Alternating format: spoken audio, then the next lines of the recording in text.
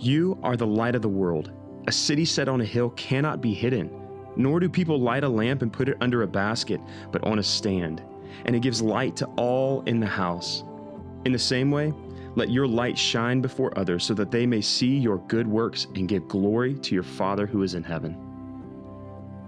We served under the leadership of Chris and Ross Marley, and they made such a huge impact on us and really influenced how I serve my team now by just leading us in vulnerability. They led by sharing, and we carried each other's burdens together and truly just tried to do life together. I saw them having conversations with people and encouraging others and just being the first to jump in when there was a hole to be filled. They made a huge impact on me, and that was a huge reason why I said yes whenever I was asked to lead. A couple of people that we saw that God was really working in was Amber and Andrew Daniel, and just amazing people. You know, you could tell the way that they interact with people, that the Holy Spirit was just kind of moving in them, and just in the way they are with each other, the way they are with their kids. And really, you could tell with them that, they really loved people. Favorite thing about serving, I would say, is the people. One, probably the people. Two, and third, we're kind of like the ref, where if we do a really, really good job, nobody knows we're there. It is exciting to lead a community group that functions like a family. Each are working out their faith in a real and authentic way, and it is exciting and contagious to be a part of that group.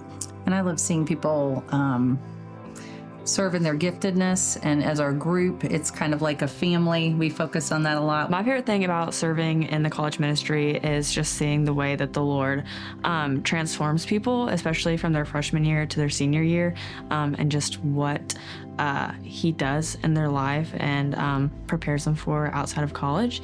I've seen a lot of life change over these past 4 years, and it's just the best thing ever. Hands down, it is seeing the aha moment that women get whenever everything is kind of coming together, probably from outside of group, and something that's said inside of group or something that we're discussing, they just have an aha moment. So my favorite thing about serving in students is really seeing the students start to mature in their faith and really start to connect the dots and see how awesome it is that God is real in their lives. And just the way that not only the Lord changes people's lives at UNCG, but in all the campuses, in the Triad, has been the most amazing thing to see. For me, my favorite thing is just getting to see the light bulb moments.